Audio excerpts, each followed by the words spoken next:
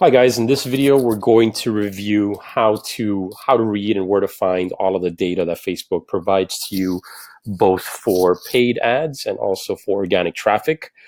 Since we're already logged into Ads Manager here, let's begin with all of the paid traffic data. Okay, so let's start from the very beginning, or from the front here. So what I want you guys to pay particular attention to is this columns drop menu. Performance, as you can see, is the default setting. So this is sort of a broad overview. You're going to see your results, your reach, and impressions. And like I mentioned in class the other night, if you're ever unclear as to what a metric means, if you just move your cursor over it, you'll get a definition for that specific metric. And then there's a link that you can click on each one as well if you want to kind of take a somewhat of a deeper dive as to what that metric means and how it's calculated. So just to kind of review what we covered in class, results is tied to your campaign objective. So that'll be different depending on what campaign objective you selected.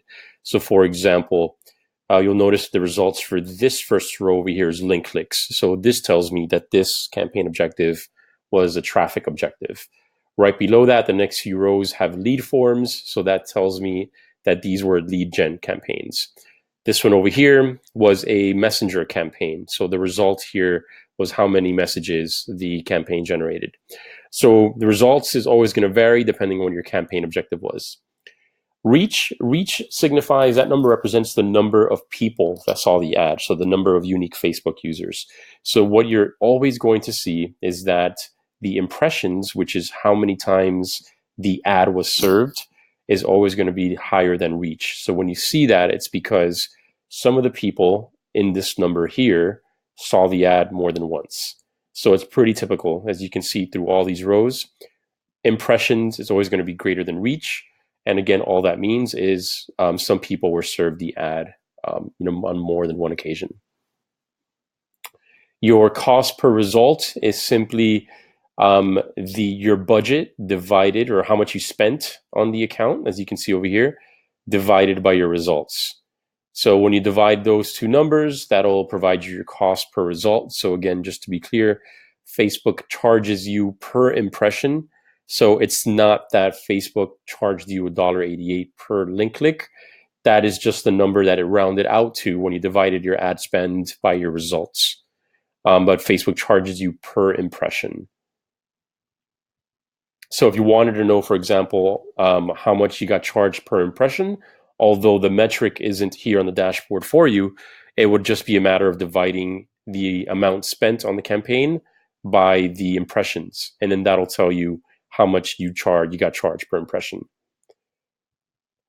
All right, moving on, relevance score. Let me kind of shift this over here. Relevance score is your grade. So Facebook grades your ad on a scale of 1 to 10, 10 being the highest. And they grade your campaign or your ad after you have more than 500 impressions. So there's different variables that kind of that make up your relevance score. So it's everything from your targeted audience and whether the content you're sharing on that ad is relevant to that target audience, and also the engagement on the campaign. So the more engagement, the more likes, share, comments, or clicks, the higher your relevance score is going to be. So no question that content is king in that regard. The higher quality content that you're serving in the ad, the more people are going to share, like, or comment, or will engage with it. The more Facebook is going to show your ad, the higher the relevance score you're going to get. Now, the other section, and again, I encourage you to visit all of these sections, but I'm going to kind of go through the main ones. The other one we covered in class was performance and clicks. And the reason this one's so important, you'll notice that a lot of the metrics sort of repeat themselves here. But the reason it's so important is because here's where you see how many actual clicks you got on your campaign. So notice that we have clicks all, and then we also have link clicks. So they're two separate metrics. When we're talking about link clicks, we're referring specifically to how many people clicked, or how many times the call to action button was clicked on your ad. When we talk about clicks all, we are that's a count of all clicks on the ad. So that includes clicks on the call to action button. That includes likes, shares, comments, or if you have a video in your ad, a user pressing play to watch the video. So each of those clicks, each of those touches to the ad are counted here under all. And then again, link clicks is the call to action button. Now, when we talk about CTR again stands for click-through rate. Facebook again provides us with two metrics related to this. So when we talk about link click-through rate, that is the percentage of people who were served, that is the percentage of people who clicked on the call to action button. So that is essentially the impressions, or rather link clicks, divided by impressions. And then that'll give you your link click-through rate. Same thing applies here for clicks all. This means, this is again, the CTR for all. This is the percentage of people who did any kind of click on the ad, not just in the call to action button, but like I mentioned before, likes, shares, or comments as well. So it's just a percentage of people that clicked on the ad in general, or in any place in the ad. As I mentioned in class the other night, sort of the benchmark, or the general benchmark in digital marketing for a click-through rate is like a 1.5 to 2% click-through rate. So if you're hitting that, then that is a successful campaign. That is where you want it to be. If you're getting more than that, then you're hitting a home run and you've really got your targeting nailed down.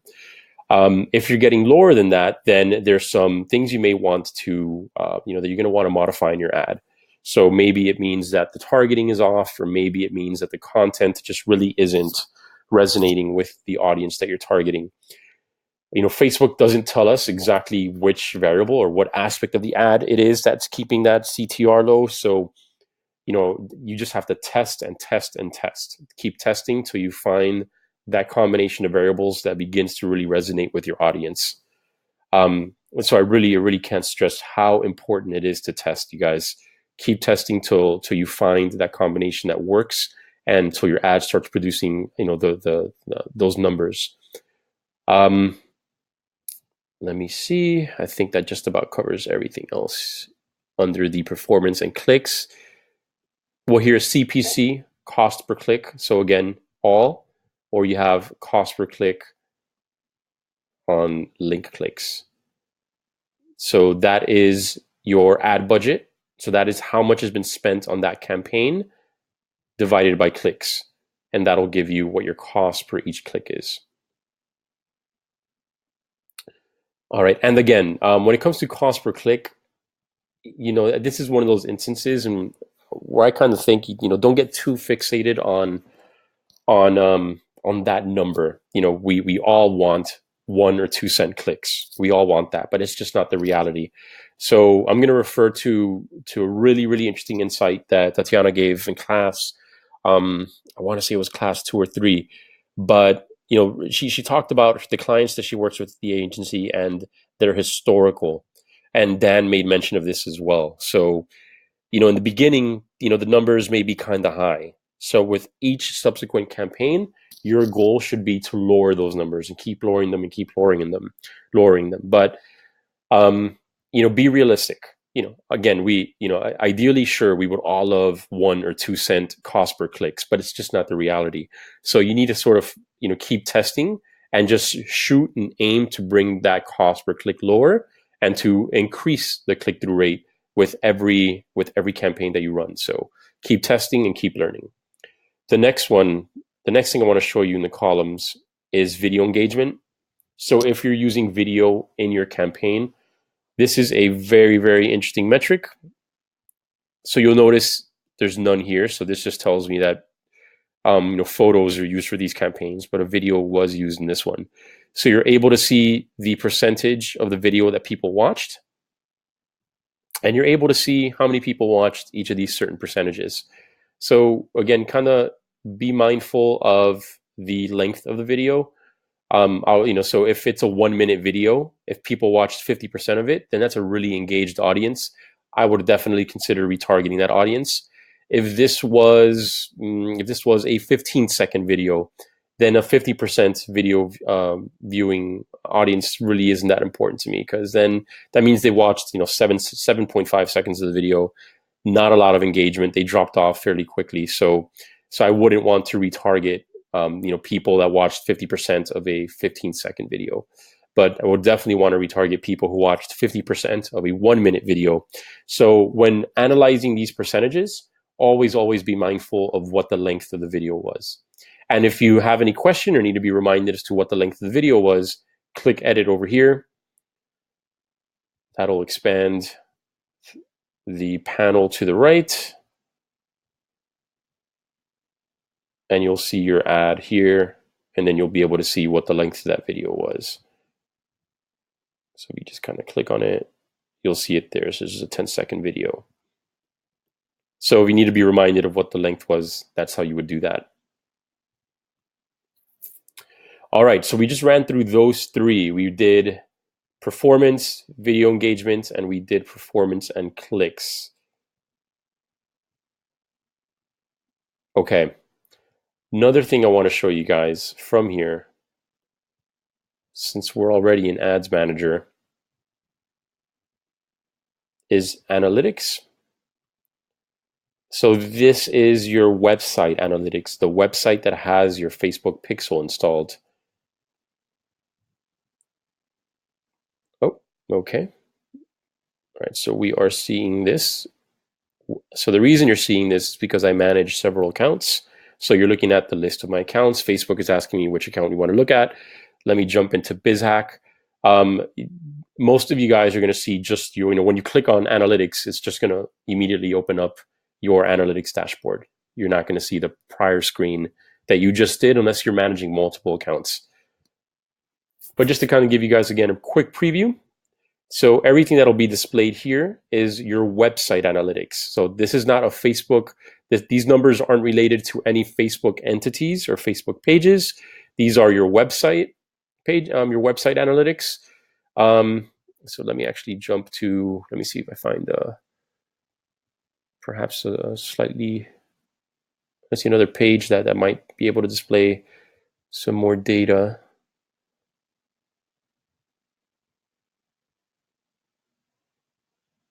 All right. Okay. So again, this is graphical representation and visual representation of your website's data and your website's analytics. So lots of rich and very interesting information for you to analyze here. Down here, you can see some of your Facebook business page analytics as well. And then, visit some of these other options here to your left. Lots of rich analytics for you to sort of to go through there. One of the really cool features, one of the more advanced features that you'll have, but again, you will need the assistance of a programmer to install all of the proper events on your website. So I encourage you to research that. But you'll be able to create a funnel and then track all of the analytics related to that funnel. So all the steps in the funnel. So you'll see how many, what the analytics were for the awareness, consideration, and conversion sections of your sales funnel for whatever that may be. All right. So I think you guys kind of get the general idea here. So definitely make it a point to come into the analytics page and learn about your website's visitors and also about your Facebook business page's visitors. Next thing I want to show you guys is under pixels here. Nope. I apologize for my phone going off. All right, so if you go under pixels, again, we're still under the measure and report column. If you click on that, that's going to show you some more information, some more data related to your pixel. And it's going to report back some data also from your website. Let me jump over to a busier page. Now, why is this important to you? Because this is going to show you what pages on your website people are visiting most. So if I go to details over here, You can modify the date ranges over here. By leaving it at all available days, it's going to show you all of your historical data from the day you installed the pixel on your website. So here we got all of the different types of events, how many of those events you have fired on your website.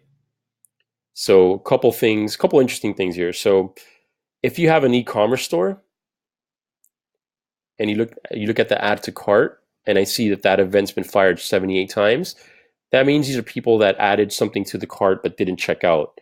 So that might be an audience that I will definitely be interested in retargeting to remind them that they left something in the cart. So that might be an initiate checkout as well. So, this is really useful for an e-commerce store. Now, for those of us that don't have an e-commerce store, if you go to URLs, then you're able to see what specific web pages on your site people are spending the most time in, and then that'll help you determine it'll help you in creating a custom audience, because you're now going to know what page or what URL to select when creating a custom audience. So for example, it looks like a lot of people have been shopping for tops on this page. In fact, 659 have. So you know what? Let me create a custom audience out of everyone that's visited this URL. And just as a quick refresher, let me show you guys what I'm referring to. So if I go to an audience, I'm going to say, I want to create a custom audience out of website traffic and out of people that have specifically visited this URL. Make sense? So that's what makes this page, such a useful tool, because you're going to be able to see where people are spending the most time, and then it'll tell you who you should be retargeting. All right. The last thing I want to show you guys is some of the data you have related to your organic page, to your organic traffic on your Facebook business page. So if I'm going to jump over to the BizHack page, so bear with me just a sec.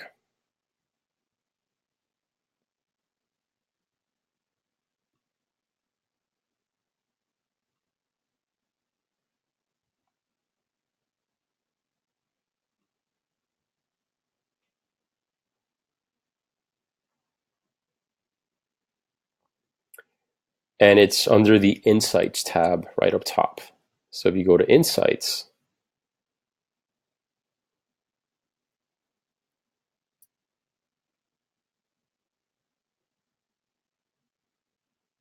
that's going to load a dashboard with data related to all of your organic traffic.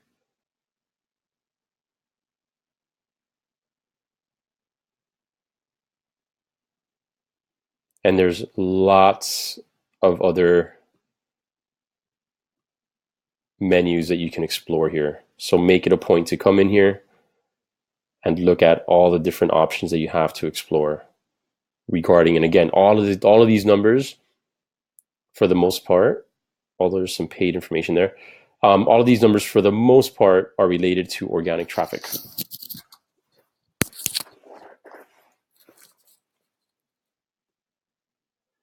All right, guys, so I think that just about covers all the different places you can find data related to your business on Facebook for both paid and organic traffic. So hope you guys learned something new. If you have any questions, feel free to reach out or to any of your coaches. All right, I'll talk to you guys soon. Take care. Bye-bye.